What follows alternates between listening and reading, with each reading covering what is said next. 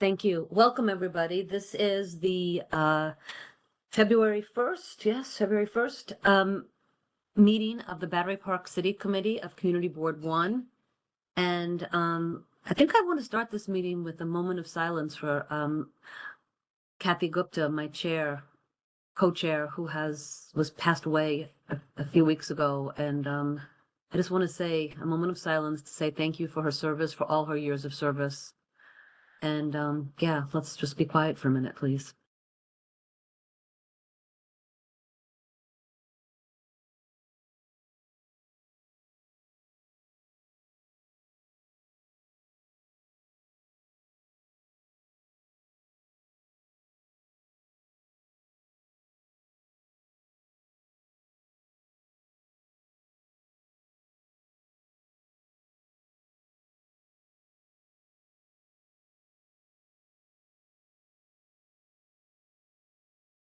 Thank you, everybody. And again, thank you to Kathy for her years of service. You will be missed, Kathy. All right. Focusing. Welcome again. My name is Justine Kucha. I am the chair of the Battery Park City Committee of Community Board 1. We have our committee members here, and also note for everybody, in case they missed it at the full board meeting, Robin Forst took a job with the mayor's office, so she no longer can serve on the community board, so she's no longer going to be a public member with us. So thank you for your service, but that's a positive, happy clap for you, Robin. So I'm not sure if you're on or not on, but look forward to seeing you in any capacity in this meeting. All right. Yeah, thank you. Whoever's clapping, thank you. So we're going to change up the order of our meeting tonight. It should be a short one, which is nice.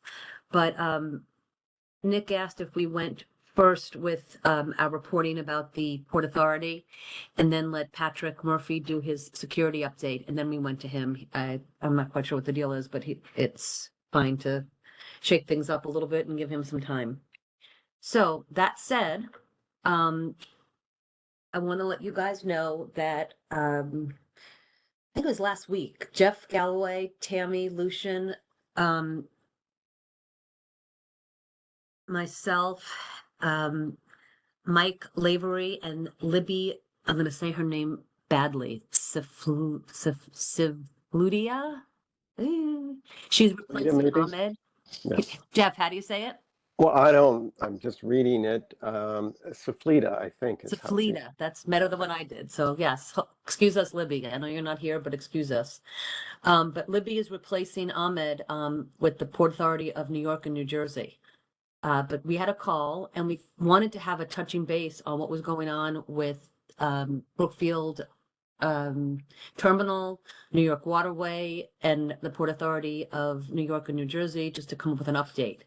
And so I'm going to give you some bullet points, and then anybody has any questions, I'll do the best I can to answer them. But and then Jeff, if you're willing to take some notes in case the questions are things we need to bring back to the Port Authority or Waterway, New York Waterway. Okay. But some good news is that there was a ferry boat grant, a 2017 FTA ferry boat grant, and that is going to be giving a partnership with New Jersey Transit and New York Waterways to obtain a $7 million grant, and that's going to allow New York Waterways to retrofit between 3 and 4 boats to hybrid. So that's a very exciting piece of information. And the key with that particular grant is that New York Waterways has to run these boats someplace in the New York Harbor. So they're not limited to Brookfield and Our Little World, but it is someplace in New York Harbor. So it's a boon for New York Harbor. And I guess we're just going to be advocating to say, hey, keep it here. Keep it quiet at the Brookfield terminal. We are also looking for, but not optimistic that we'll get, a way for the Port Authority of New York and New Jersey to comply with or find a partner so that they can also apply for and get a $2.6 million grant to cover 1 or 2 more boats, hybrid boats, so retrofitting. They could not go into the details, but they said for some reason they cannot ask for it directly. and time is running out. So I'm not sure that's possible, but we did advocate strongly that they try for it. Let's see what else. Yeah, we were asking them to look to any local bid, like the Downtown Alliance or the BPCA, to see if it would work. They don't think it's possible, but that's fine. And I will say that in our meeting, we stressed, and Tammy was very vocal about the point that we need more hybrid boats and we need them in our pier. We then went on and talked about the tour boats and new operator coming on. And we talked about third party and company ticket hawkers and quality of life issues, because I think we can all remember, or most of us here on the board can remember the time when we had a lot of problems with the ticket hawkers and how they were taking over the free bus, the downtown. Oh, I'm spacing out on the name of it, but it's the free bus, downtown connection bus. That's what it is. The downtown connection bus. And it was a mess. So they've tried, they're aware of it. They're trying to pay attention to it. They're looking for places where they're going to be selling tickets specific to the tour boats. And they're trying to hope that it's going to be at a kiosk or on the dock at the pier itself and online, but not by street teams. So any information that people have on that, or seeing things, or comments or fussing about it, let us know. Please give Lucian a call or give us an email with Jeff and Lucian and I, and just keep up with it so we can keep track and we address it as quickly as possible. We talked again and made it really clear that we're frustrated by the noise concerns at the dock and on the approach, whether that's on the land or the different boats that are coming in. We talked about how one set of boats, and Jeff, help me out there, it's the New York Waterway boats are better than the other boats, or the New York Waterway boats are worse than, I can't recall. Yeah, all I wrote down is that many boats are all boats are either tier 3 or tier 4, tier Yes. 4 being better than tier 3. But I did not write down a breakdown. Which was Tier which? 4 is significantly better than tier 3 in terms of Yes. emissions, and these tier levels have nothing to do with noise. They only have to do with emissions. Yes. That's also That important. I'll just cut in to say that the boats that were retrofitted to meet tier 3 standards, also we were told that they had their propulsion system in terms of propellers replaced, and then also mufflers Right. replaced as well, which may have some, if they're vibrating less against the pier, that could have some benefit. However, Don said that there is a kind of a positive connection between the tide coming in and the degree which the captain of the vessel has to push the engines to keep the vessel against the docking point, which is, he's correlated to the complaints. So it's certainly an issue with the time of day and how the tides are coming in, according to his data that he shared with us. That makes sense why at certain times of day it's worse, but it's unfortunate that the folks in those buildings along there, along North End Avenue and River Terrace, are struggling with the sounds early in the morning, because that's really disruptive to them. And they say they hear it, they are aware of the complaints. They're doing what they can to address them, but as we can attest, we're getting emails from folks there, so we know that that's a big issue. And more on that in a minute, but I also wanted to just let you know that we got a confirmation again that there will be no ferries or tour boats from Brookfield Pier relocated into North Cove. And now I'm going on into the construction stuff when we start moving into the north and west resiliency projects. Okay, so they're saying 100% they're not going to be putting boats into North Cove, which should be a relief to anyone who is concerned from Gateway who faces the North Cove, because it was a big issue before and it would make it worse if they put boats into the North Cove. That said, we also talked about moving the Brookfield Pier as a result of construction, and what we urged strongly, and they promised to look into in accordance with the Battery Park City Authority, was to look to see if we can get engineers to find solutions that entail a permanent placement for the pier during and after construction, and that 150% no to moving the boat, the pier north. That's not an option. So what we're looking to do is, can it stay in place throughout the construction? Can it come up with some workaround? Or if it has to move, can they move it south the 150 feet, but perhaps make that move permanent? So we save some money and we can just work out some sort of accommodation that makes sense all the way around. So they are looking into it. They give us no promises, but they're looking into it.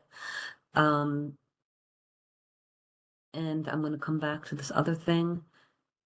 But then in terms of just some statistics, all right? And Lucian said it already, as did Jeff. So we asked about the current capacity and the sighting and where the boats come in. And they basically said that at this point in time, as you all said, all the boats are tier 3 or tier 4. The southern landing, the southern side of the pier are coming in. They're landing there 2 times as often as the north side. And that's even during rush hour. There's just a lot of boats coming in. That said, they're going to come back to us to give us an idea, but they're nowhere near total capacity for that pier. So that's the bad news. They could get a lot more boats coming in. And that is why, once again, our push for the hybrid boats or even better, 100% electric boats. But again, that's going to take some time. They think it's going to be about 2 years before the retrofitting gets finished and they get any boats on the water. We asked for the total capacity and the usage. And they're still saying that even now, the numbers are still way below what it was pre-COVID. We're going to have, and hopefully sometime in February, maybe at the executive committee, maybe quality of life, I'm not sure where, so just pay attention. But we're going to see if we can get Don and New York Waterway to come in to talk to us a little bit more and give us some updates about what's going on. Right, Lucian? I see your hand raised. Jump in on that. Yeah, I have a good feeling it's going to be in the executive committee this month, at the end of the month. Yeah, that's what I was figuring. Okay, good. So that would be a good thing to have. And then we've asked for updates on potential new routes being added, whether it's seasonal or otherwise. And then the last thing is, I don't know if Jay or Ryan are on. I'm looking now in the attendee section. Let's see. No, I don't see either one of them, but I'll say it, and then perhaps someone could get back to them and let them know this. But one of the was it a concern, a frustration, an ask of us was, can we kind of quantify how many residents in these buildings are being affected, like number wise, affected by the noise and the vibrations and the sound from the piers? It's pretty clear. You can see on the, using users of Rockefeller Park, people who are there in the playground, by the duck pond, that they can do with like little clickers and get a sense of how many visitors, how many people are coming through there. They don't know who are residents, but part of the complaints that we're hearing from people are that, in your apartment buildings, you're having problems. So I want to ask if we can figure out a way, if maybe Jay and Ryan, we can talk about maybe doing a petition or getting signatures just to say, our buildings face the water, our apartments face the water, our windows rattle, we want this addressed. And we just get a kind of sheer numbers of people. Betty, recognizing you and let me know about your thoughts on that. This is what we were asked. What do you think about it? We go around on this over and over again, so I really hesitate to contact my building once again. The board of directors have already sent things in about this. I know they're approaching the other buildings next to us to see what they have to say.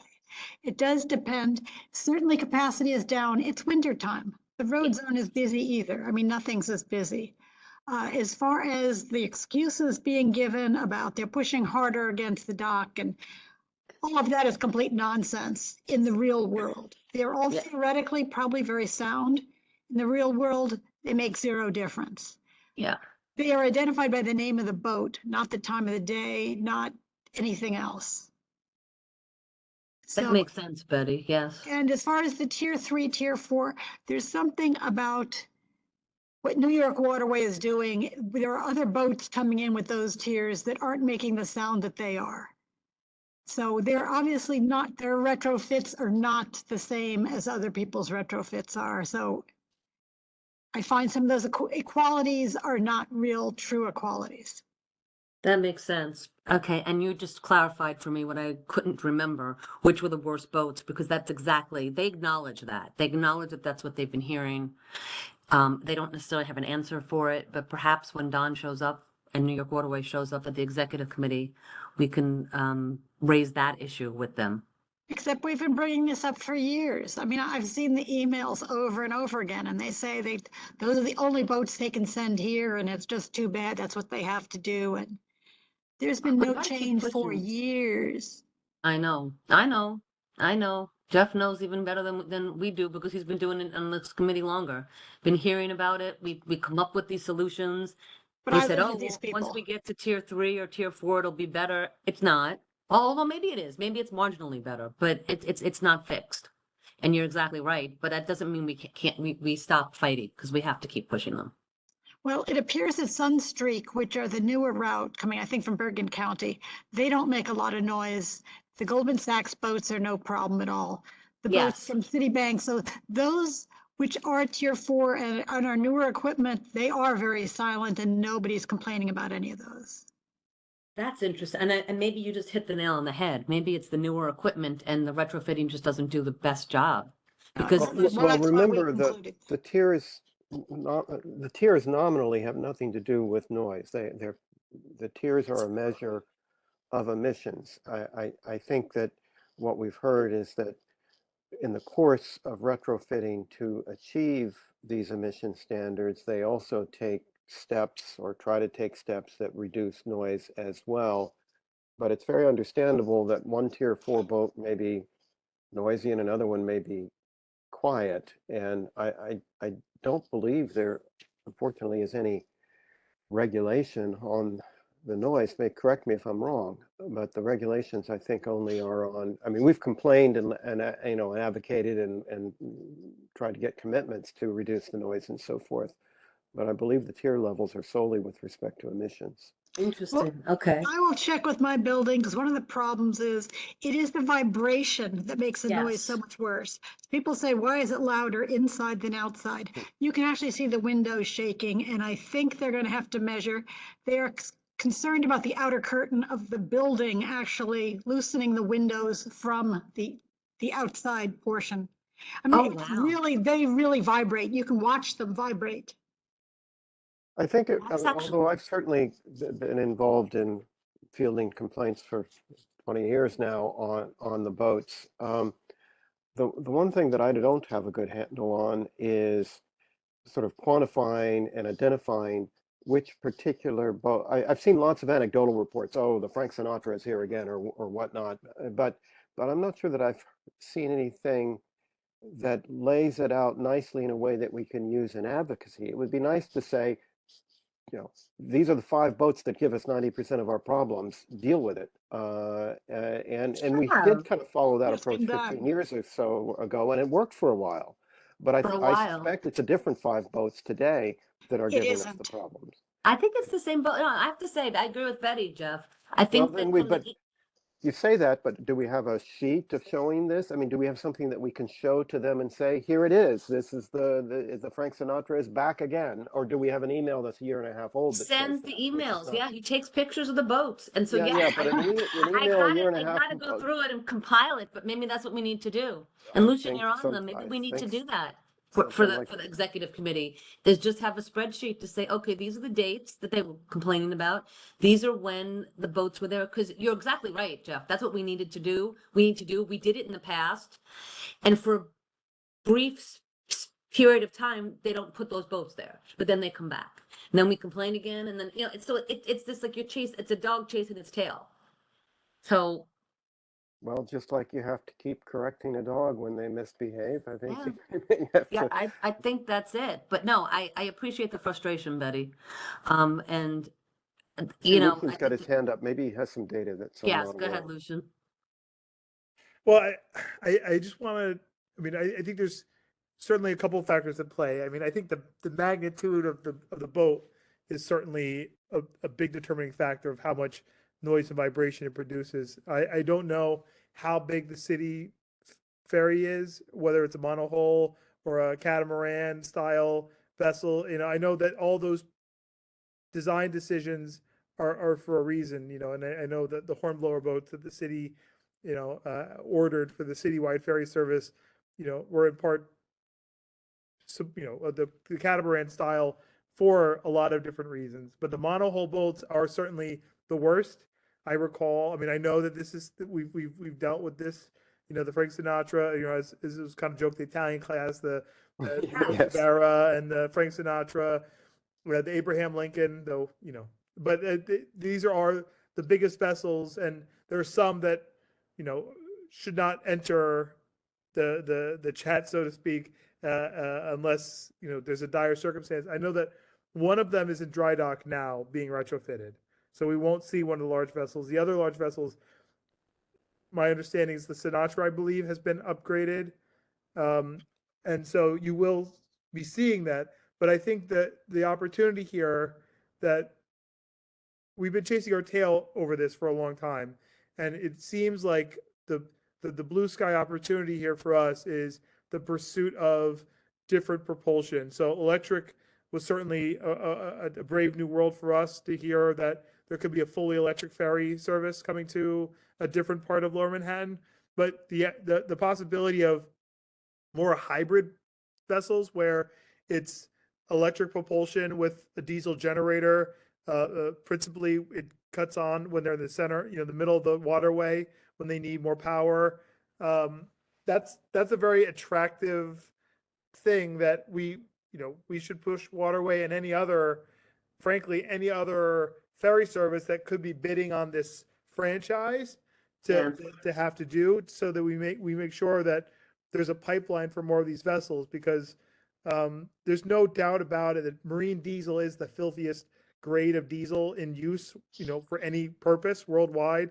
You know, there's on-road diesel, off-road diesel, construction diesel, and marine diesel. Marine diesel is the bottom, and that's what we get. Any tier vessel is burning the filthiest fuel possible. It's just how bad is the burning of said diesel. So we need to get away from that entirely. So I think there's an opportunity, hopefully an executive, as soon as the executive committee this month, if we get it to kind of congeal in time. But my recommendation is we think about how we kind of create that pipeline, because that's a different tack than we've been saying, like, let's play whack-a-mole on these boats, but we just need to get diesel eliminated entirely because it's not working. And back Wait. to a point that Betty raised a moment ago, Yeah. which is that it's currently wintertime. Maybe this is an opportunity for us to get our ducks in a row before people have their windows open in the coming months. So maybe we should, I mean, it may very well be that we just need to pull out the same old list of offending boats and proactively try to get them banned, or an explanation that they've been retrofitted and they're not a problem anymore, or whatever. Because I'm kind of getting the sense that maybe, like, this minute, it's not all that terrible out there because people have their windows closed and there's perhaps not as much traffic. But we did hear at the meeting the other day that terminal is way below its capacity in terms of how many boats that it could be serving. And as the economy picks up and the weather gets warm, you know, Yeah. the problem could become unmanageable before too long. And we should be proactive. And something that was great. Thank you, both of you. But something that Betty, in her conversation and her points, brings forth is there's a discrepancy between, or not a discrepancy, but there's the problem of pollution, which is being addressed by the tier 3, tier 4, and, you know, trying to minimize the impact of the marine fuel. But then there's the other problem of the vibrations. And I have a question now that I want to know, and I don't expect anybody here to answer it, but this is what I'd like to be asking going forward to the engineers. Will the hybrid boat and will an all-electric boat actually impact and lessen the vibrations? Because I think, Jeff, the weird part about the vibration noise is that windows open or closed doesn't matter. On vibration, that may be true. Yeah, and that is what they're, and Betty, go ahead, speak. Unmute yourself though. Unmute. Yeah, whether the windows are open or closed makes zero difference Yeah. with the sound that we get at the heights that we do. But also the issue is those that are more electric or just higher tier, they just don't make noise. And it's partly their engines as well and who's operating them. But as I said, Goldman Sachs, we get no complaints about. New York City ferries, we get no complaints about. Sunstreaks that I have seen coming in, I haven't seen any problems with them. They're consistently New York Waterway. They are mostly the Italian series, although there are a couple of others that they've There are been a couple sending of over, others that have also come. problematic. Yeah. And then there are those like the Bayonne Golf Club, and there's Little Miss, or I have to look to see it. It's New York Taxi. They're the yellow and black check. They are also very low gear, but they're not commuter. They are special, and they're more summertime things. When you say When low you say gear, low is that gear- loud or quiet? Yeah, I was gonna ask. They're loud and they're very black, smoky. I mean, and they're very Okay. visible. Oh, okay. So they're annoying. They have all the negative traits. Yes, thank you. That's good. Much, much better put. All right. Well, no, that makes sense. And Betty, I do know that I think it's your building, put in a very well-written comment to the environmental statement based on moving the pier. What I'm asking Jay, or asking the buildings to do, whether it's going to be a petition or having the condo board just send another letter similar to that, is basically say we have and I'm making this up, obviously. We have 500 apartments in our building. 200 of them face the water. 200 of these people are impacted directly. The people who are on the edges, that's another, 100 people, they're impacted. And just give us that. That's what they're looking for. Am I correct, Lucian and Jeff? That's the kind of information they wanted now. Yeah, keep in mind that the people that we were meeting with all want to have this quiet as well. They're not Fighting with us. To some extent, Doing to some extent, they may be asking for information that would be useful as they reach contracts with operators on limitations that are reasonable to impose and that would make a difference to the residents. So it's to our advantage to quantify this as much as possible. Yeah. Even if it just amounts to recompiling or resending stuff that's been already compiled before. Yeah, that would just give them some ammunition, it sounds like. So that would be helpful. And I think that is pretty much the extent of our conversation right now on this. So I think I've given a good update, correct? Mm-hmm. Yeah, I think that's it. Yes, Okay. other than if you could say, would they be open to having minimal standards for who is allowed to use the dock, such as how much noise, how much pollution they actually just plain emit? Because New York They did Waterway has allude complete to, say. they alluded to at least other parties imposing those kinds of obligations as part of their contracts. The implication being that maybe they would do it as well. But certainly it's something we can ask for, but it's easier to ask for if we can be specific as to what it is we want to be asking for. And and there may be all sorts of levels of governmental approvals that would be necessary before these kinds of restrictions make their way into a contract. But the better we can quantify the negative impact of the current state of affairs, the more likely we are to be successful in getting these kinds of things incorporated into contracts. Because there isn't much in the way of regulations that can help us on a lot of these things. And even the emissions ones, Tier 4 came in what, 2008? or something like Yeah. that. And How here we many are. years later? Yeah. Yeah.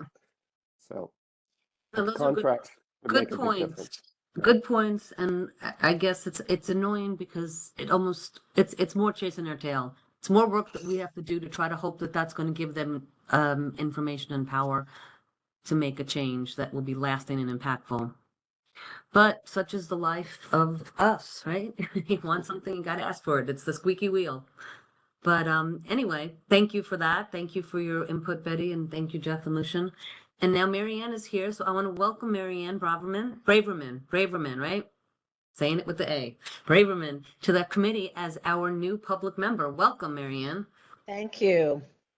Glad to be here. Glad to have you. Glad to have you. Everybody put your, hey, Sarah. Good saying hello. Yes.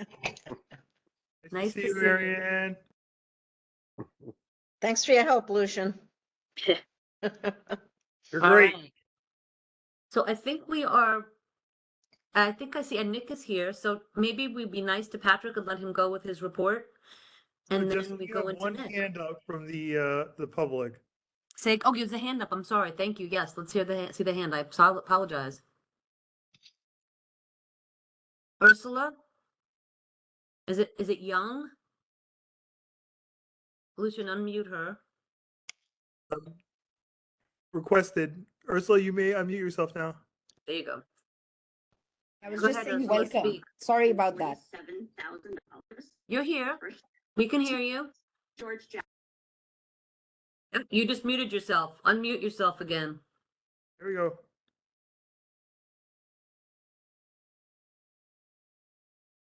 Ursula, you may unmute.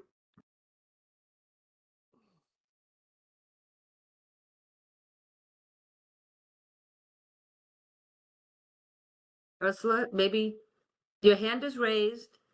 We heard you for a brief second, but you've got to unmute yourself if you want to say something.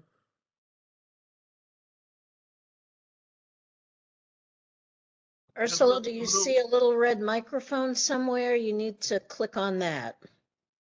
Little red microphone. Well, I'm gonna lower Ursula's hand for now, and if they want to follow up and raise it again, we can reattempt. Yes, I will call on you again, Ursula, and thank you for looking, Lucian. I didn't see it. All right, so I think we'd be nice and let Patrick go next.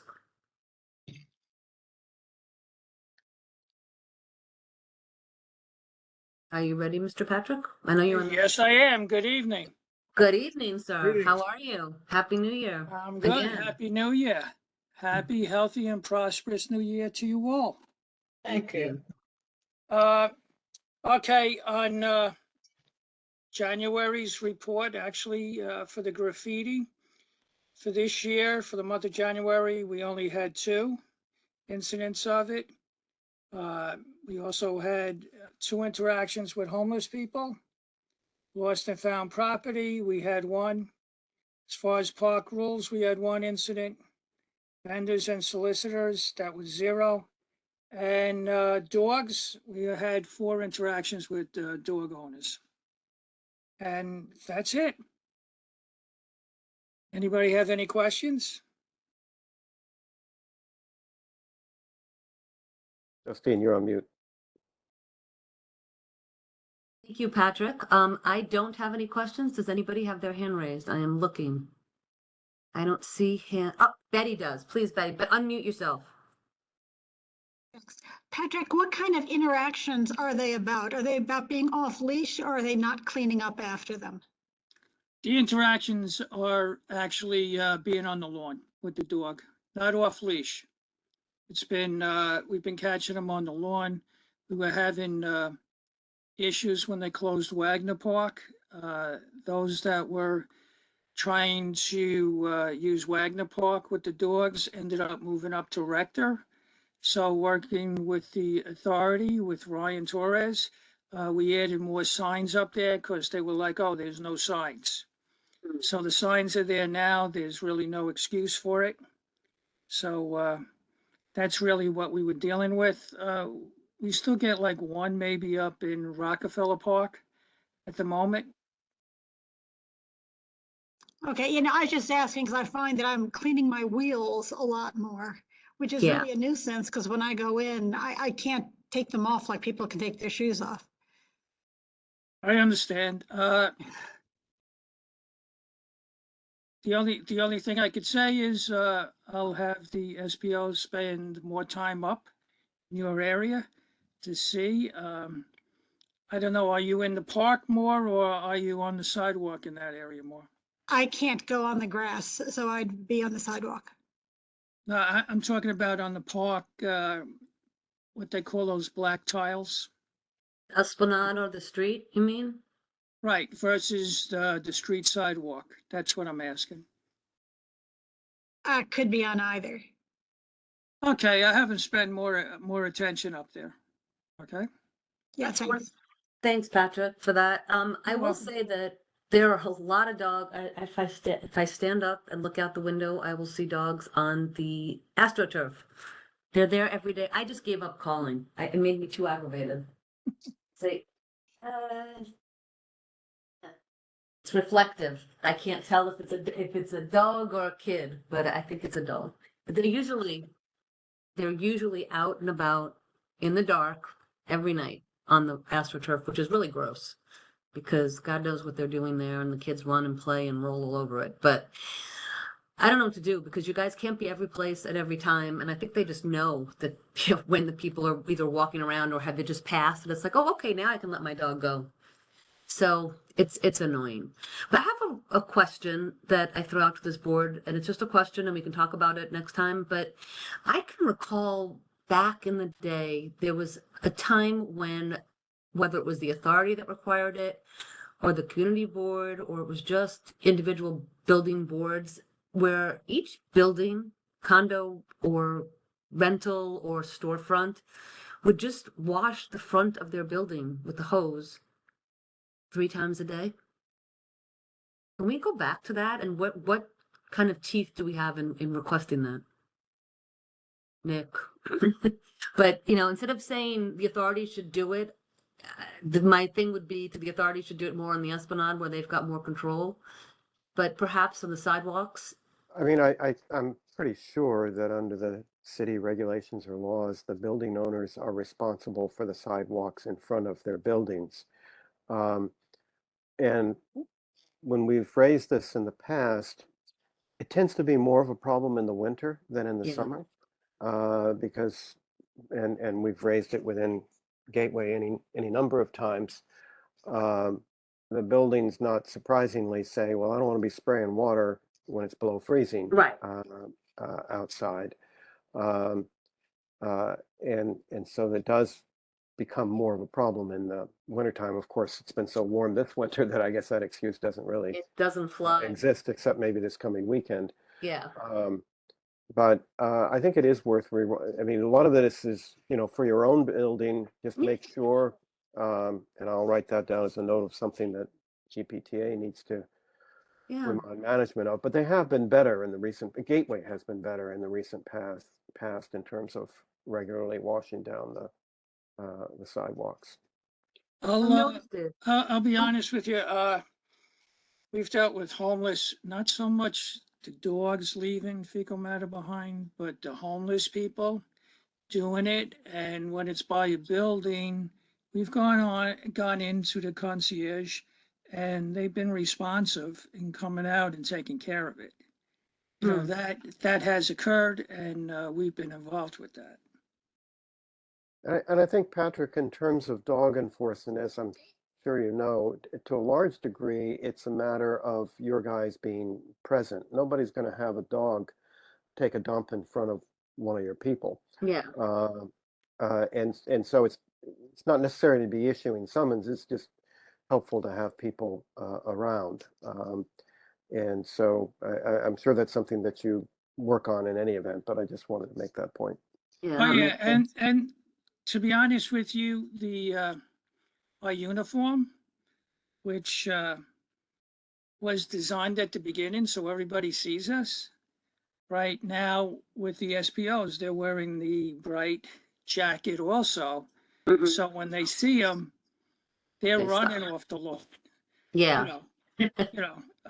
And the SPOs actually have to see be present and actually observe it in order to issue a summons. Makes sense. And that's fair too. You got to see it. But anyway, thank you for this, Patrick. And I think maybe we talk about it and think about it next month as a short conversation. Maybe invite the GPTA to come to the meeting and also invite the Homeowners Coalition to come. So that'll get 18 buildings plus the GPT plus Gateway. And then I don't even know how to, maybe Nick could help out and invite some of the building managers from the rental buildings. And we just have a, talk about it for a half hour and just say, what can we do? And how is this going to work that we voluntarily just clean? And if it's ever, if it's 40 degrees or above, spray the damn sidewalk. And if you do it a few times a day, it'll help. There's no guarantee walking outside right after they sprayed and then some dog goes, that's going to happen. And that's not going to be 100% effective, but it will make a difference.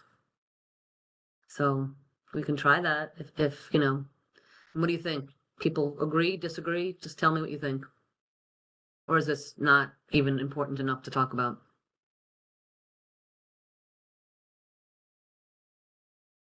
If I could speak, I agree that buildings and owners both need to be aware.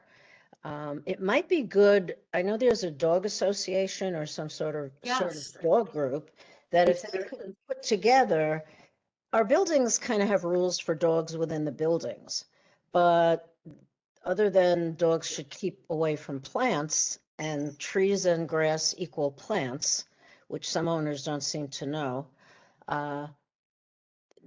people are supposed to clean up after their dog. But there's not a lot of input or information for people. And I think especially people who relocate here and they haven't lived in a city before, it's a very different experience when you have a dog in a suburban area or a more rural area where people really just let them run around, do what they need and come back home.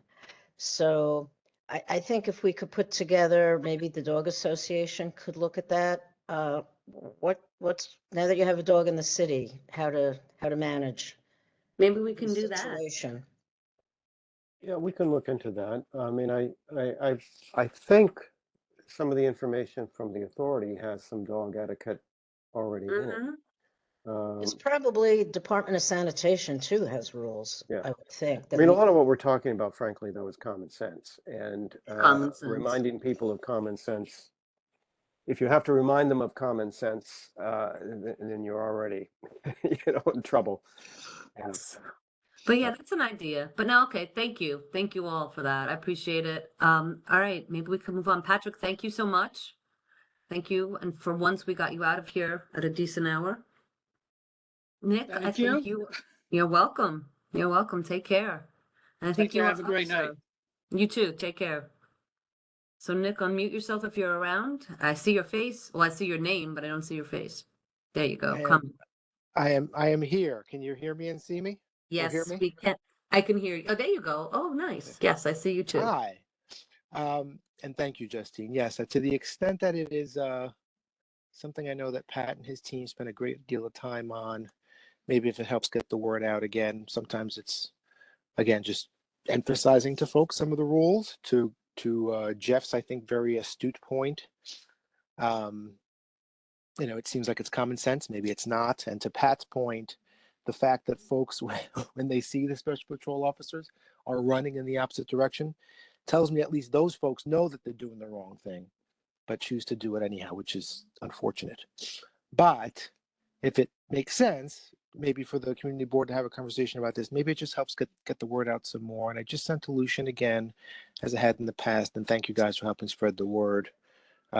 Jeff had mentioned we have the trifold that we put out that kind of very specifically delineates where dogs are and are not permitted. And, a few years back, we kind of we rejiggered it a bit in light of making sure that dogs were indeed allowed on all hard surfaces throughout Battery Park City, except those surfaces that are otherwise designated as memorials, like the Irish Hunger Memorial, for instance, right? That's, again, a common sense thing. And that was specifically aimed at places like the Ball Field Terrace when you enter in from North End Avenue that's a hard surface. Dogs are okay to be there. And Teardrop Park in particular, because that's a very interesting instance, and the only place in Battery Park City where you actually have the rear end of buildings opening up into a park, but they are hard surfaces where you exit the buildings. It's just a matter of having a dog stay on the hard surface and not run into the planting beds and other planted areas. So it's certainly a challenge, but to the extent that we can help get the word out, we want to make sure that our public spaces are enjoyed by our four-legged friends and our two-legged friends and everyone in between. But, you know, with a common modicum of respect across and for all users. So yeah, if that's helpful. It would help us get the word out as well. And the Dog Association, and Jeff, I know, has been especially helpful in helping get the word out in the past. Yep. No, thank you. That's perfect. All right. Okay. So I will I'll go through it here. I know there's two more items. If it's all right with you all, I put it in my report, but I can start with what I want to make sure everyone is aware of. And Lucian, again, and team, thank you for helping already spread the word. We noticed that last Wednesday you would have seen ads in the local press and in the community board newsletter, our newsletter as well. There's an Eventbrite that's out. But Lucian, if you go down to page, I want to say it is, and I can go back up and start again once we finish this. But if you go to page, I think it's 2. Let's see here. Let me just scroll down to where I am. Nick, I'm noticing the person on the picture at the top looks like they're running away from one of Pat's officers. That's right. That may be that. That may be it. Very good. I see what you did there. Okay, yes, top of page 2.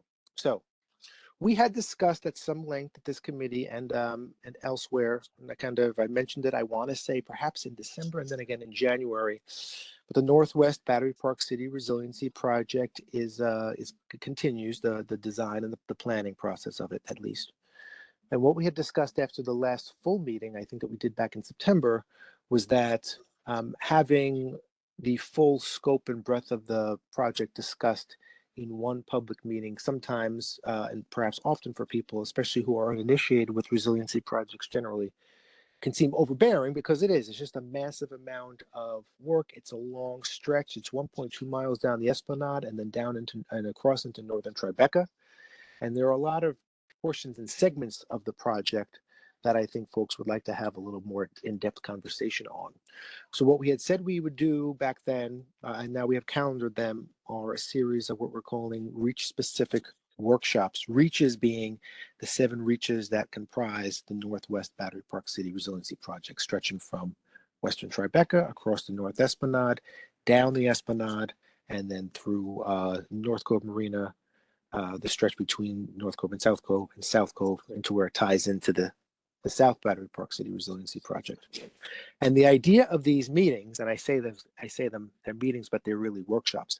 They are intended to be a kind of deeper dive into the specific areas of the project, where folks can learn about all the feedback we've gotten so far, how it has been incorporated into the design process to date, and how their feedback will continue to inform it based on what we've heard and what we continue to hear at these workshops. So these are intended to be roundtable type discussions where you come in, there's a brief intro.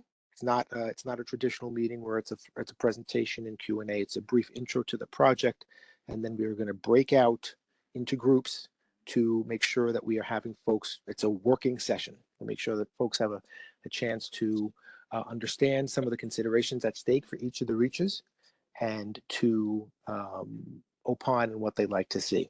The first one, next Wednesday night, Rockefeller Park and Belvedere Plaza, of interest, and perhaps in tying into what we've discussed earlier this evening, that will discuss obviously considerations about the ferry terminal.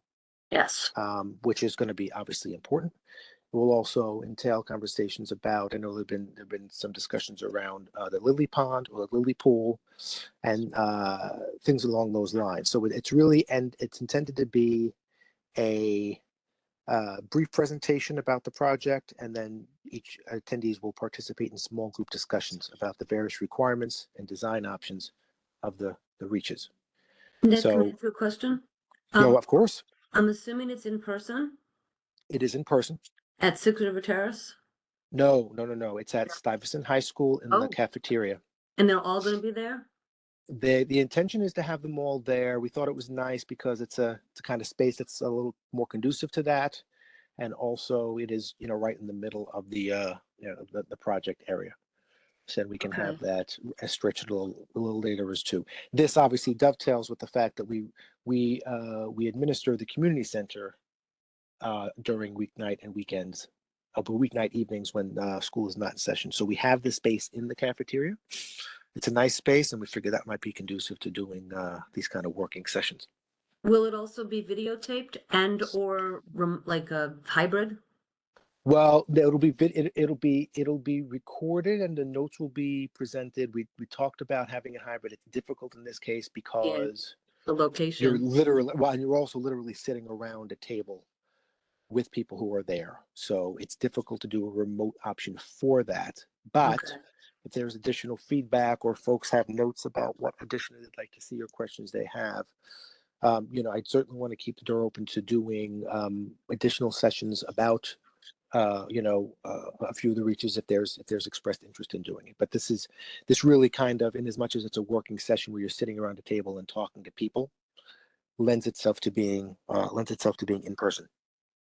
No, that makes sense. Yeah, I'm asking because I will not be able to make the February 8th one. So I'm Okay. hoping that folks from this committee will show up and represent, please. But it's questionable on the 16th, but I'm going to try for that one, but I will not make the 8th. Okay. But thank you. Go ahead, keep going. I didn't Yes. interrupt No. you. It's okay. No, that's perfectly fine. And then the following week, the Thursday, the 16th, will be reach specific on Tribeca and the North Esplanade. That's technically reaches 1 and 2, but we're trying to obviously make this as accessible to folks and refer to these things in the ways that people commonly refer to Battery Park City. They refer to the North Esplanade and Tribeca and Rockefeller Park and Belvedere. So yes, each one is associated with reaches, but basically those are the areas that we'll be discussing. So those are the first two. There are 7 reaches in the project overall. So what we will do is once we have these first 2 booked in the coming weeks, I will, again, as I did last time, and thank you to Lucian for his immeasurable patience, go back to Lucian and then try to overlay some of the dates we're looking at either for the end of February or start of March to do the second set of reach specific meetings. That's for reaches below from North Cove Marina and south.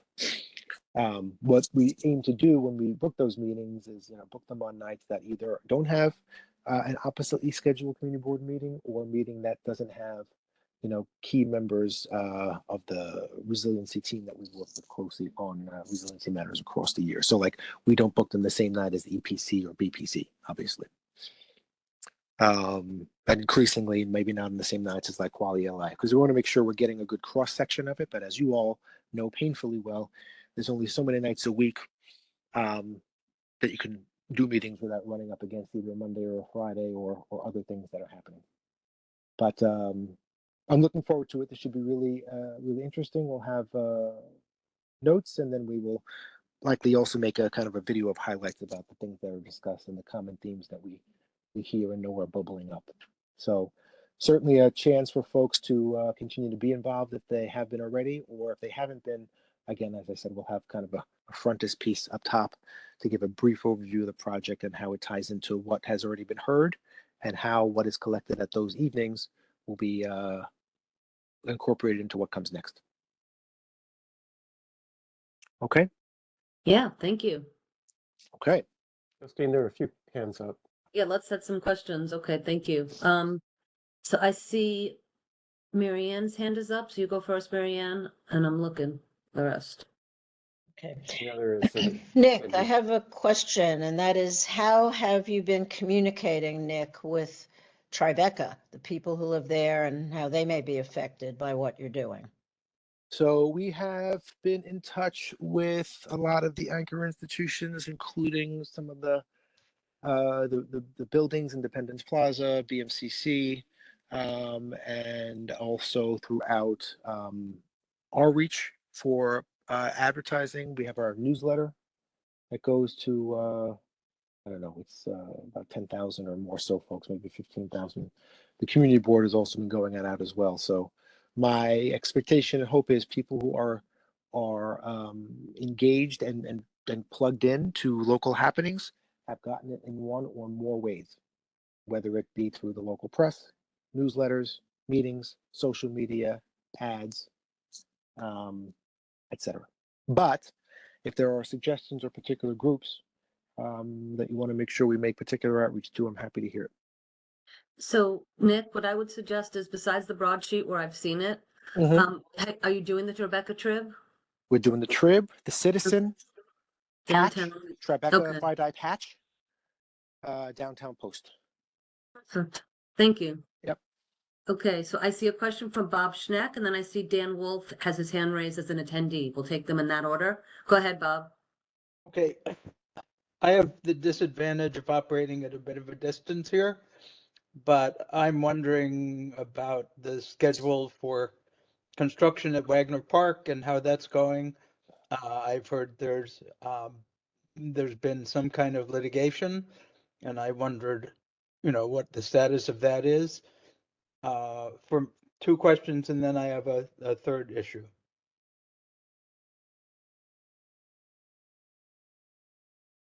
Nick, you want to? Okay. Yeah, go ahead. Sure. Hold on 1 second. So, yes, Bob, can you see me? I was Yeah. playing with my video because I was trying to plug my phone in. Yes, you're Um, good. Okay. We hear you and see you. So, yes, thank Bob. So the physical construction in Wagner Park has been temporarily halted due to ongoing litigation. That's physical work, but work continues on the South Battery Park City Resiliency Project more generally, including things that we've discussed, I think recently at the committee as well. So installation of the construction fencing around the site is nearing completion.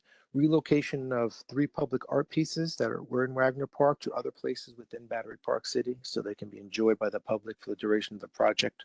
This is Resonating Bodies, Eyes, and Ape and Cat. That's been complete. And we talked at Betty's committee earlier this year, and thank you again, Betty, for that, about the temporary relocation of a bus stop, thanks to Jeff and Betty and Lucian there, which is underway. So the downtown connection stop is actually being able to be not lost, but shifted slightly further up to where it was. This is the one in front of the Museum of Jewish Heritage. So there is project-related ongoing, but not construction work in Wagner Park. But I will say that we look forward to soon continuing this urgent work to protect the community from the devastation of future storms ahead. So just in terms of timing, I was really hoping that by the time I got back to New York, the construction of Wagner Park would be well on the way, because I think it's important to protect the city and to get at least one. You froze, Bob. I froze. Yeah, now go ahead. Keep going. I'm concerned because we really want to get these things going so we have the protections in place, and we also want to have set precedents for doing these projects well and getting them going. And so I think that the whole country is kind of really hasn't gotten this stuff going, but at least we're way advanced in terms of being ready to do something. So could this litigation take years or months, or kind of what's it like? I wouldn't want to comment beyond that, Bob. Only to say that, again, we, like you, are very eager to continuing this work, which is urgent. And more to come as we have it.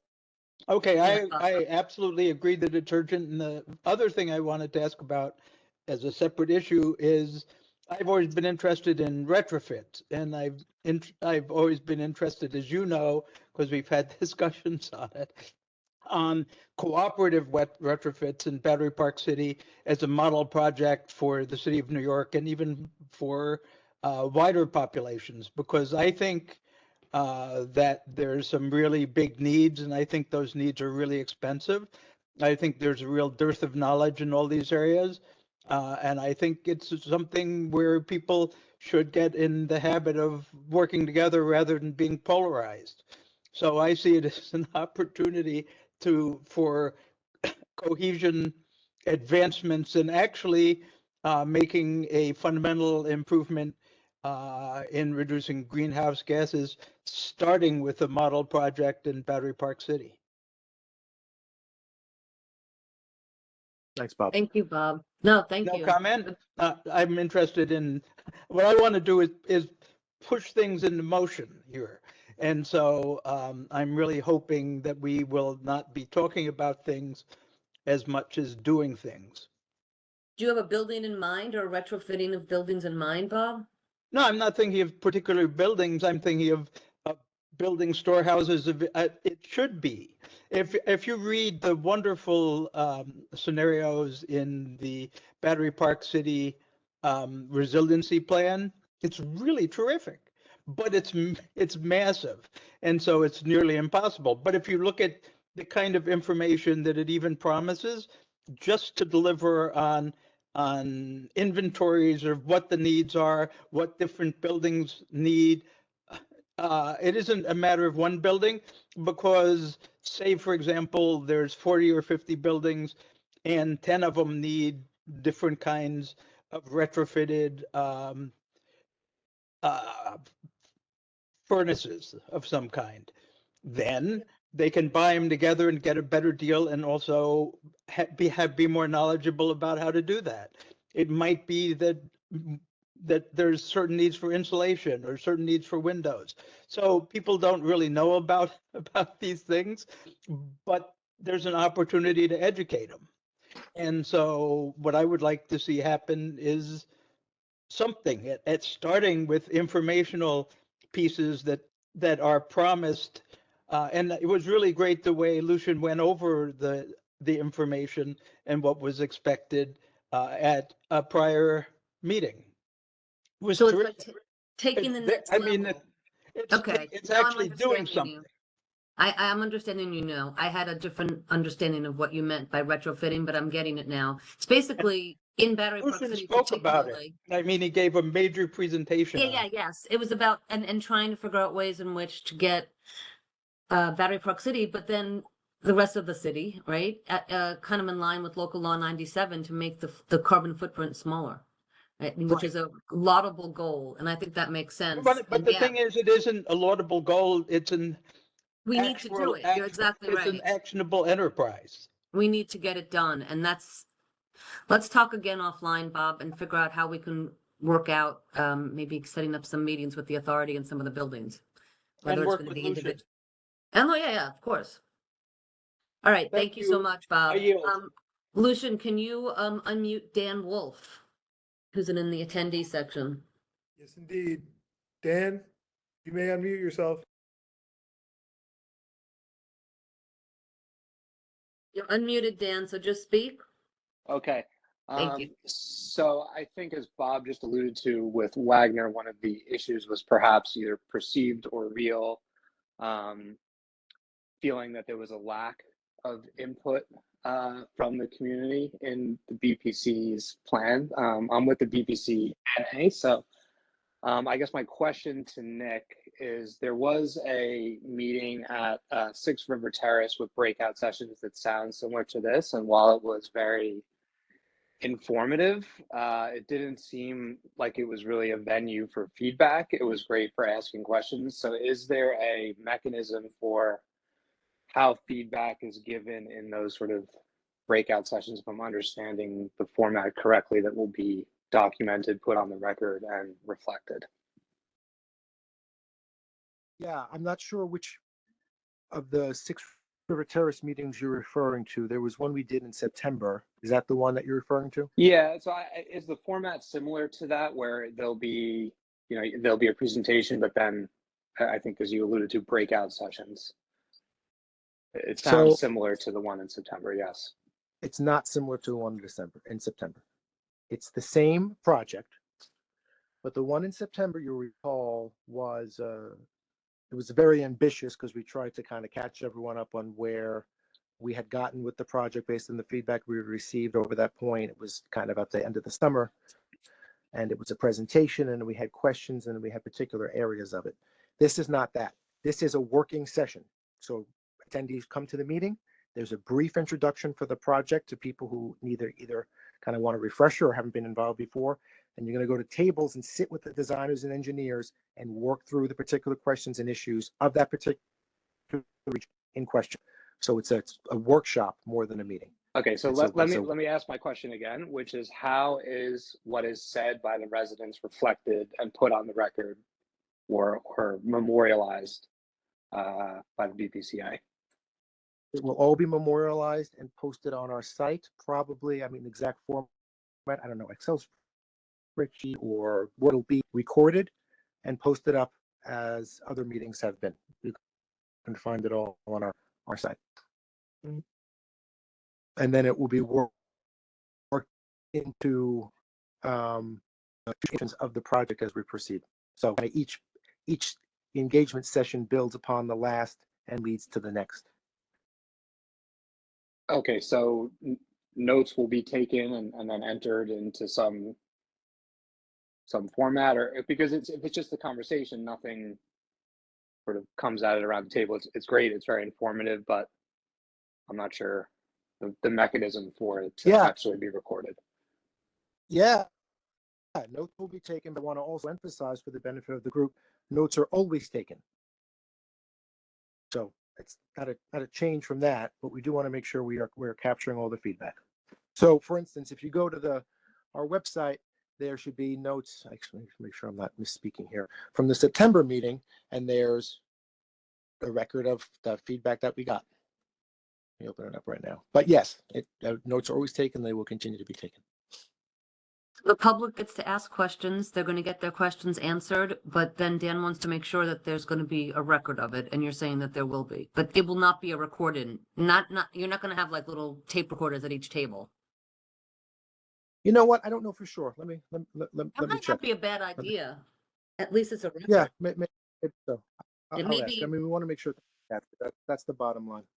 Okay, Dan, are you finished, or you got more? That's all. Thanks, Nick. And was that was responsive to you? That was great. I see Bob raised his hand again. Bob, let's make it quick. I want to make it quick. I think I completely agree with the last speaker that it's really important to capture the information. But again, I think it's really important to make it actionable. So I think we should get some of this information that comes directly to the Battery Park City Committee, for example, and everyone actually gets it, in fact. Or maybe Lucian or Justine, you have ideas, or someone else has ideas. How can we make the ideas that people have actionable and kind of take them forward? Because I think what happened with Wagner Park's a tragedy. And we don't need to be in litigation in our own community. The whole reason for having a community board is to smooth over problems. It's like not having a divorce when you can have counseling. I mean, we have to work our way through this without damaging each other. And so the idea is to make a contribution to the history of Lower Manhattan and make everything as safe as possible. And we have the opportunity to make a historic difference here, rather than tie things up in litigation, as is the new habit. I yield. Thank you, Bob. Yeah, no, I think that makes sense. And I think that Dan's point is that the more transparency there is and the more records there are, the better the whole process will be. And that's not a comment. One problem is that too much information is too much information. And I, for one, get 350 to 1,000, emails a day. So things need to be kind of, I at least need the help. So things are focused. And I really like subcommittees where people work together, but community board isn't like that. CB1 isn't like, maybe community boards aren't allowed to be like that. But it's nice to really really sit down over coffee with people and think about stuff because this kind of venue, we're always under time pressure. And Yeah. at the general meetings, there's absolutely no time. And to actually limit people to 1 minute, a minute and a half, 2 minutes, God knows there's not much you can do with that if you're introducing the theory of the question about how to engineer a boat so that it doesn't make noise. These are really big questions. So thank you so much. No, Bob, you raised really good points. That makes sense. And yeah. Dan, is your hand still raised? You got something else to say? If not, take your hand down. If you'd like to speak again, I will let you speak again because we're finishing up, right, Nick? Because all we've got to do next is just you do your report. So I'm willing, Dan, you may, oh, Brittany's there. Okay, I see Brittany raised her hand. Brittany, you may speak. Go ahead, you're unmuted. Can you hear me? Yes, ma'am. Okay, great. Thanks so much. I appreciate it. Yeah, I think it's important. I'm glad to hear that there's a record. I do go through the notes, the questions and the answers, and I think it's really, really helpful. I do know it's a lot of information, but I think, different people have different tolerances for amounts of information. And, for some, maybe it's too much. And then for others, they want as much as possible. And so I think the more, and you have the summaries for the people that don't want so much. And then you have the detail for the people that are interested in as much detail as possible. So I think it's important. And I do appreciate that is consistently done with recaps and answers in writing. I think that's really, really important and a good step. Thanks, Justine. No, thank you. And I think it is important. And I'm glad the authority is doing that. So as much information as we can have and as much clear discussion. And I also appreciate, because we've done work over the years together, sometimes no is no. I get that, and it's frustrating, but there's certain things where, like, I'm very grateful, for example, with the Wagner Park part of it, when they had those big boxes that they were going to be putting on whether it was going to be on the Esplanade, on the bike path, those big 10-foot by 12-foot things that you guys were managed to figure out a way to Oh, the re-engineer. control houses. Yes, you Yes. figured out a way to not make that happen, and that was so amazing.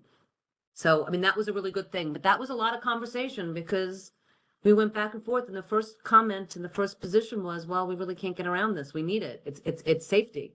And then it went from there to something else. So Brittany's point and Dan's point and Bob's point, the conversations are important because I think that when you hear, and I'll throw out there that moving the ferry terminal north is going to be a real big problem, and that's going to be a huge problem, and that one can't be a no. We have to figure something out. We got to make the scientists do better and the engineers do better and figure out a plan, because that one is going to be just untenable for those buildings that are up there. But there's other things that we can give on. So that's that. It is all about negotiation. Go ahead, Jeff. And I was just going to ask if Nick has the rest of his report to get. Yep, getting to that now. So yes, let's go. It's getting late, and we can finish up here before 7:30 maybe. Justine, this is big for you. It's a new year, new you. Okay. Can you all hear me still? Yes. Okay. Okay, great. Well, thank you, Justine, Jeff, Lucian, etc. I'm gonna just take my camera off only because sometimes my throughput is not great. But if I need to put the camera back on, you let me know. Just want to make sure that's fine. that You don't break lose up on camera, so that's good. Yeah, make sure you don't lose my audio. Okay, you can go ahead, Lucian. Not that page 1 is unimportant, but that is the kind of the typical and regularly updated information about COVID testing sites and at-home pickup at the library, which we know. Going to page 2, we talked about the Northwest Battery Park City Resiliency REACH-specific workshops. Thank you for a good conversation on that. Bottom of page 2 is the winter 2023 program and event guide, which we knew. Thanks to those who attended the opening of our annual art exhibition this past Sunday. The virtual annual art exhibition is now online on our YouTube page. So in case you can't get there in person, it's each Thursday between now and February 23rd at 6 River Terrace. from 2 to 5:30, you can watch a virtual exhibit of all the artwork created by participants in Battery Park City's art programs over the course of the year. Really exciting. It's always a very nice event. Going to page 3, there's a mess, and I say a mess of events in the best possible way, that we have coming up in a very busy February, from our art specialist presentation to free Mahjong lessons. Keep that one in mind because I have a surprise for the committee in a couple of minutes. We have Paradox Docs, which is one of our movie screenings coming up. Our blood drive is coming up a week from Friday. That's Thursday. I'm sorry, it's Friday, February 10th at 6 River Terrace.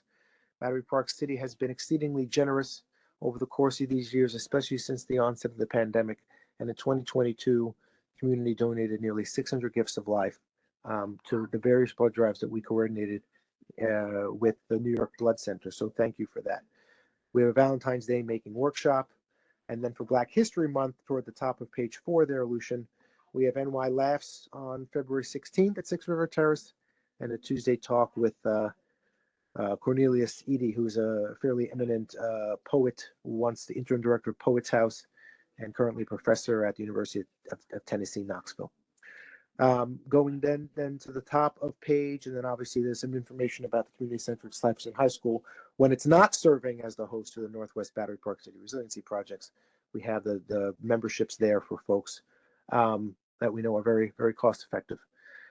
Parks happenings, I won't go through all of these, but a few of these you saw. In keeping with resiliency, one of the things that's very exciting is at the end of the South Cove cul-de-sac at the south end by where South Cove starts, South End Avenue cul-de-sac by South Cove, we are implementing a permeable paver pilot. Say that a number of times fast. And that is in keeping with the sustainability plan. The long and the short of it is when it rains or there's heavy rainfall, a lot of storm runs off to other places. And what we're trying to achieve with the permeable paver pilot is to have some of the water in Battery Park City reused and absorbed. So that cobble band at the bottom of South End Avenue, there by South End Avenue, is being replaced by permeable materials, and that's part of a pilot program to recapture or reuse stormwater throughout Battery Park City as part of our sustainability plan.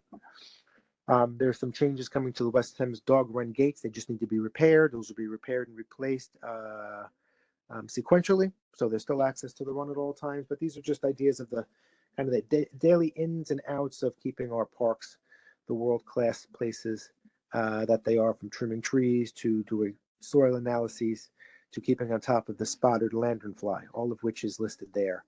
And you can read through that at your leisure, but there's quite a bit going on, as always, on the operational front of running our parks on a monthly basis. Going down then to the top of page 6, this is a particularly interesting picture, Lucian. I just wanted to show the group that. Now, without reading the caption, if you would look at those pictures, you would say, wow, that must be from a big storm or Hurricane Sandy or something. But in fact, those are pictures from around Battery Park City on December 23rd, 2022. Well, what was December 23rd, 2022? It was not a named storm. It was not a major storm. It was a typical, what is unfortunately becoming an all too increasingly typical high water event. There were high winds, it was high water, and you can see that the water essentially flooded Pier A. In the upper right, it flooded the North Cove Marina. And the bottom left, that's North Cove as well. And the bottom right, which really shows just vicious waters circling and kind of engulfing the area around Pier A Plaza. If you click, Lucian, I'm getting a little deep here, but if you click on the caption, South Cove, you'll see is hyperlinked. And that should bring you to a picture of South Cove, which was also the little walkway that goes out into South Cove was also almost overtopped as well. So all this is to illustrate the urgency with which we are looking to proceed with protecting our neighborhood as part of the larger Lower Manhattan Coastal Resiliency Project. Again, this wasn't a named storm. This wasn't anything that would have registered on anyone's radar after the fact. This was a fairly typical storm with high winds, and up and down the Esplanade of Battery Park City was covered with water. So we're up against it. It is urgent. It's not a joke, and it's as important as work as we can be doing. So perhaps to put too fine of a point on it. The Northwest Battery Park City Resiliency Project, we talked about the upcoming route-specific meetings, so thank you for that. South Battery Park City Resiliency Project, we talked about some of the items there, including the relocation of the bus stop and temporary, I'm sorry, Lucian, page 7, temporary relocation of Wagner Park Street art pieces and contact information for folks who may want to ask questions about the project.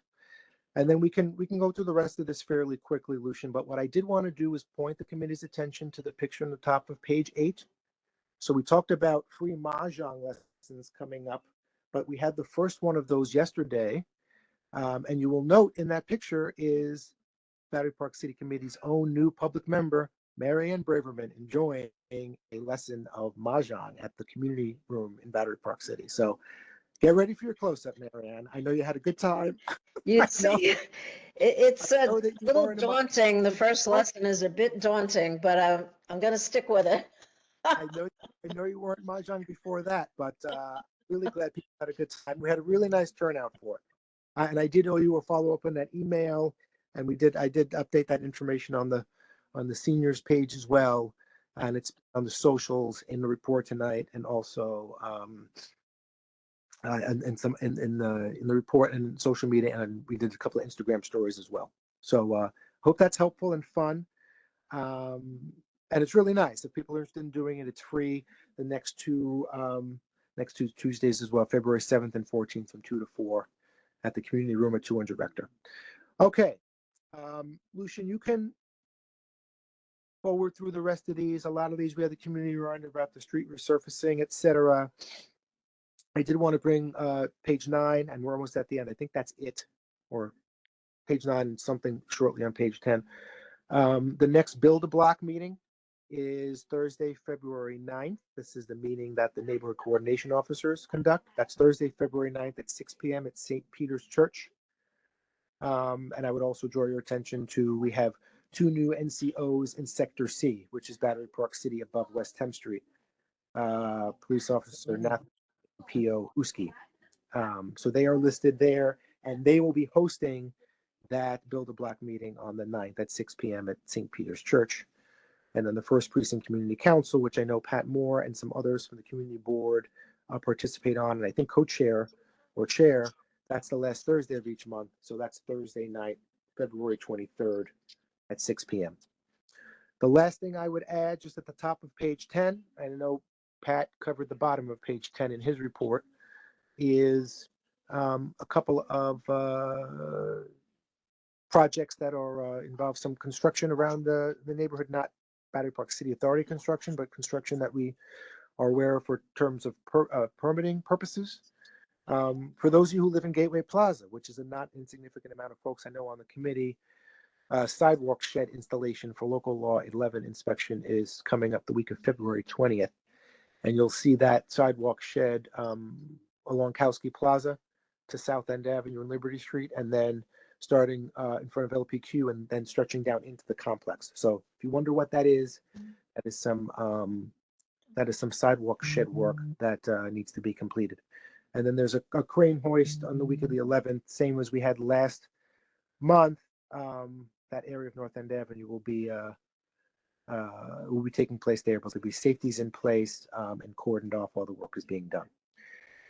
Finally, I did have one follow-up. I know last week, it might have been Brittany who asked it, but the scaffolding at 325 North End Avenue in Teardrop Park, which was there for local law 11 facade inspection itself, is, as I have it, scheduled to come down the week of February 13th. So let's say from the 13th to the 19th is when that should be coming down. So that area of Teardrop Park will now no longer have scaffolding for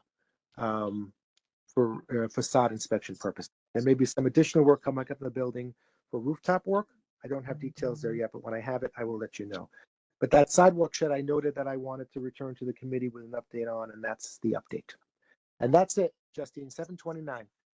That's great, Nick. Thank you so much. I appreciate it. And thanks for the heads up about the scaffolding by Gateway.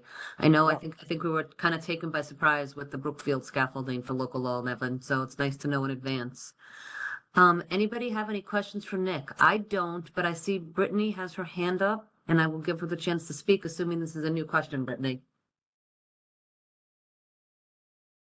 No, it's not. Thank you. And Nick, thanks for following up on that. I saw it coming down in Teardrop. I was very pleased. Oh, great. Okay, in that case, it may have already started, which is great. Yeah, no, they've started to remove it. It's not full, but I would say mostly removed. It looks like, at least in Teardrop. Yeah, it takes a little bit to get it out, but okay, good. Excellent. Well, thank you. Thanks, Brittany, for your input. And well, everybody, I think we are done. Yes, this is a nice short meeting this month. Yes, exactly, Sarah. Exactly my sentiments. I'm hungry. It must be Mary Ann's. It must be Mary Ann's imprimatur. That must That's be. right. That's right. Thank you, Marianne. Yes, agreed.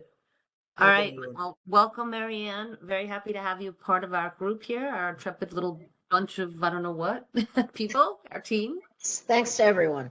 And thank you all. Have a great great evening, a great week. And I just beg you all to at least one or two of you show up in person for the February 8th meeting for the Yes, reaches, please, because I please, can't. please. That's the single big. If you come away from one thing tonight, scaffolding, that please come to the reach specific meetings. More to come, but really important. And we want to make sure that we are having really productive working sessions. So thank you, Justine. No, you're welcome. It's really important because now is the time, as Bob said, we need to get this done and you guys are moving forward. And so we need to support you with that by showing up. So thank you. And again, I'm sorry I can't, but I can't. Thank you all. Have a All lovely right, good night, evening. everybody. Okay, thanks, Take everyone. care. Good night. Bye-bye. Bye. Bye. Bye, Lucian. Have a good night. Yeah. Thank you.